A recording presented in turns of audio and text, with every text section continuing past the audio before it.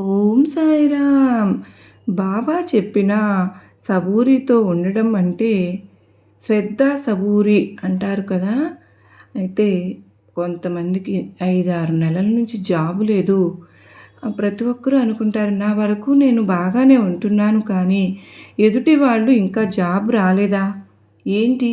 ఏం చేస్తున్నావు? అనేసరికి ఏదో తెలియని బాధ కలుగుతూ ఉంటుంది. అటువంటి సందర్భాల్లో నాకు సబూరి లేకుండా పోయిందా? లేకపోతే ఈగో వల్ల ఇలా బాధపడుతున్నానా? ఇలాంటి ఆలోచనలు కూడా వస్తూ ఉంటాయి కదా! మరి ఇలాంటి విషయాల్లో ఎలా ఉండాలి అంటే బాధపడాలి. వాళ్ళు ఏదైనా అన్నప్పుడు బాధపడాలి. ఉంటే ఫ్యాక్టే కదా మరి. జనరల్‌గా జాబ్ లేకపోవడం అనేది ప్రాబ్లమే మరి. దాన్ని ఎలా కాదని అంటాం చెప్పండి. దానికి వేరే పేరు పెట్టుకుని ఏ రకంగానూ జస్టిఫై చేసుకోవద్దు. బాబా ఎందుకు నాకు జాబు ఇవ్వలేదు అని గట్టిగా అడుగు. జాబ్ లేకుండా 5 ఏళ్లైనా, 5 నెలలైనా, 6 నెలలైనా మనం ఫీల్ అవ్వకుండా ఉండడం కాదు సబూరి అంటే. సాయినాథుడు చెప్పిన సబూరి అది కాదు. అడుగు, స్ట్రగుల్ చెయ్యి, ఇంకా ప్రయత్నం చెయ్యి. మనకెందుకు రావడం లేదు? ఎక్కడ లోపాలు ఉన్నాయి? ఒక ఇంటర్వ్యూకి వెళ్ళాను.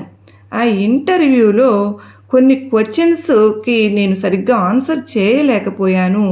ఆ సబ్జెక్ట్లో నేను కొంచెం వీక్గా ఉన్నాను. కూర్చుని ఆ సబ్జెక్ట్ మీద నేను మాస్టరీ చెయ్యాలి. నెక్స్ట్ ఇక ఆ సబ్జెక్ట్ మీద ఏ ప్రశ్న వేసినా సరే నేను సమాధానం చెప్పాలి అని అనుకోవడం శ్రద్ధ సబూరి క్రిందకు వస్తుంది. తప్పితే అప్పుడు సమాధానం చెప్పలేదు, నేనేం చెప్తే అది విని నాకు ఉద్యోగం ఇచ్చేవాళ్ళు ఎవరు ఒక్కరు దొరకపోతారా అని కూర్చోవడం సబూరి కాదు.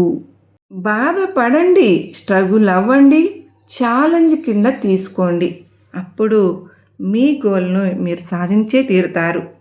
ప్రతి ఒక్కరూ ఈ విధంగా సాధన చేసుకుని బాబావారు చెప్పినటువంటి సబూరితో ఉండడం అంటే ఏంటో మనం అర్థం చేసుకుని ఆ విధంగా మనం ముందుకు వెళ్ళే ప్రయత్నం చేస్తే మనకు ఖచ్చితంగా మనం ఏదైతే దృష్టి పెట్టామో దాన్ని మనం సాధించే వరకు దాన్ని వదిలిపెట్టకూడదు, పట్టు విడువరాదు అని మనకు సాయినాథుడు ఎన్నోసార్లు చెప్పడం జరిగింది.